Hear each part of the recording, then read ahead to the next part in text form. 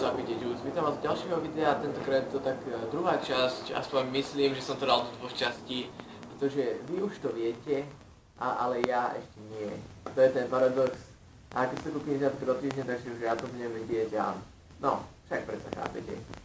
A v tejto časti, tejto druhej časti poviem program, aj z filmu, kde sme boli 7 dní, aj vlastne z bytu, v ktorom sme boli 5 dní. Takže môžeme sa do toho pustiť. Takže začneme najskôr týmom, v ktorom sme boli najdlhšie. A to bolo 7 dní, je to trojhviezdičkový hotel, nachádza sa v Demenovskej doline a viac, keby ste chceli, si môžete nájsť na webovej stránke, kde vás to zaujímalo. Ale na začiatku ho zhodnotím.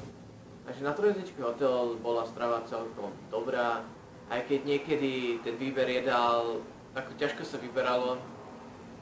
A tie dezerty, no väčšinou vyzeralo to, ako boli kupované. Ale čo?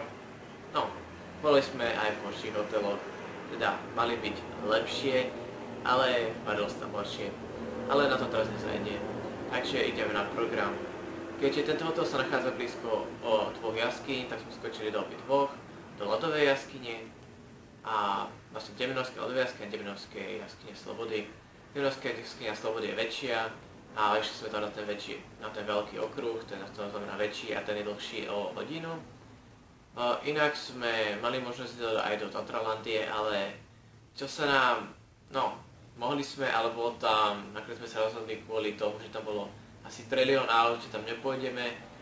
Ale namiesto toho sme zašli na také krátke výlety, napríklad do dreveného artikulárneho kostela vo Svetom kríži. Čo bolo zaujímavé, pretože je postavené iba z dreva.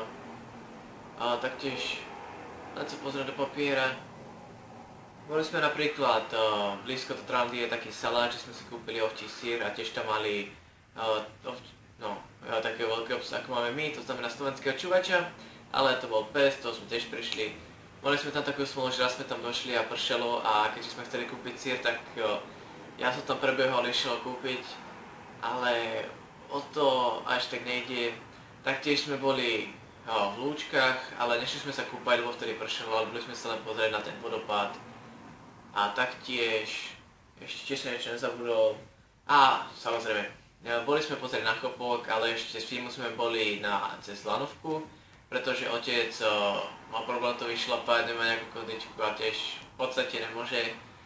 Tak kvôli nemu sme to išli Lanovkou a myslím, že to je z takých tých vecí, čo sme robili asi všetko. Takže presuneme sa ešte na to, čo sme robili v byte. Takže povieme si ešte program z bytu, ale ako môžete vidieť, že mám iné tričko a tak. A to je vďaka tomu, že je to v iný deň, pretože pri strianí som sa zistil, že sú menšie technické problémy, malo to zlú kvalitu, aj keď bohužiaľ teraz kameru nemám. To znamená, že to nebude úplne v najlepšej kvalite, ale dúfam, že toto aspoň postačí. To, čo je natočené plnom počítače, má lepšiu kvalitu, ale dúfam, že to nevadí až príliš, ale aj tak vás chcem o tom informovať. Takže ešte keď som strihal, som zistil, že som zabudol, že pri hoteli sme boli napríklad ešte v Pavčinej Lehote na Búhovej dráhe, ktorá je, bolo to, čo oni hovoria, najstaršia na Slovensku. A boli sme tam, myslím, že raz alebo dvakrát a boli sme na viacerých jazdách a taktiež v Liptovskom Jáne. No, prejdeme na program z nášho bytu, teda nie nášho, ale keď ste nevideli, skočte, dám vám aj link do popisku na prvú časť, kde môžete vidieť, ako vyzerala izba aj vo filme, aj práve ako vyzeral tento byt, čo je aj s komentárom. A bol to celkom malý byt, ale pekný, dostačujúci. Často sme z neho chodili napríklad do centra Liptovského Mikuláša, to vás až tak nezaujíma. Najdôležitejšie, čo som chcel spraviť od začiatku, je to, že sme chceli ísť vyšlapať na Chobok. A skoro sa nám to aj podarilo. Takže išli sme na Bielu púť, odkiaľ sme si to vyšlapali na Priehybu, odtiaľ na Rovnú holu. A na Rovnej holi sme počuli síce ďaleko od nás, ale jednoducho hrmenie. A tak sme radšej zišli na Priehybu, keby náhodou začalo pršať, alebo jednoducho nechceli sme riskovať.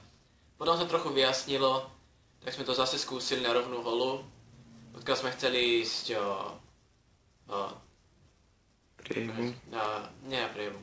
odkiaľ sme chceli ísť na Lúkovú a odtiaľ potom na Chopok, ale tak asi štvrťke cesty na Lúkovú už tá búrka bola nad nami. No, boli tam burkové mračná a keď sme už došli dole k priehybe, tak už začalo pršať, takže sme mali v podstate takú smolu. Keby sme išli ďalej, mohlo nás to chytiť niekde hore. Možno by sme to stihli, ale ťažko povedať. Okrem toho sme sa boli napríklad pozrieť na to vodné dielo, čo tam je v Liptovskom Mikuláši, kde trénovali, alebo aj trénujú rôzni profesionáli a iní. Keď sme tam boli my, akurát sme žiadnych profesionálov nenašli, ale aj tak tam bolo na čo pozerať. Rozhodne to nie je ľahký šport. A okrem toho sme boli, čo sa nám naozaj veľmi páčilo, čo vieme aj z minulého roka, je Zoo Kontakt. A tá sa nachádza blízko Tatralandie. Ide tam o to, že keď tam prídete, môžete zvieratá pohľadiť. A keď si myslíte, že sú to iba nejaké obyčajné zvieratá, tie síce aj tí tam sú, ale máte tam napríklad aj hada, škorpióna alebo napríklad ježka, ale to je iba to najmenšie. Bol tam lev, teda ešte malý levík, čo vieme aj z minulého roka, pretože sme si hľadili malé levíčatka, ktoré už teraz sú veľké a nedajú sa. Bola tam puma a bol tam napríklad medveď. A ešte mnohé ďalšie, ale keď chcete nejaké podrobnosti, tak buď tam zájsť, alebo si to pozrieť na internete. A myslím, že to je to najzaujímavejšie, také tie ďalšie, že sme boli napríklad v Kaštieli, v Liptovskom Hrádku a myslím, že to je pre vás dosť. A ďalšie také naše, možno také malé výletíky už vlastne nie sú už vôbec podstatné. Takže ďakujem, že ste si to pozreli.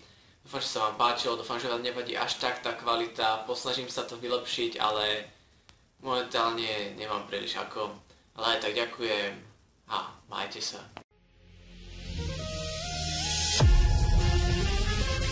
Can you feel the music and the melody? I can feel it moving through my whole body. Sound, it takes me higher to another place.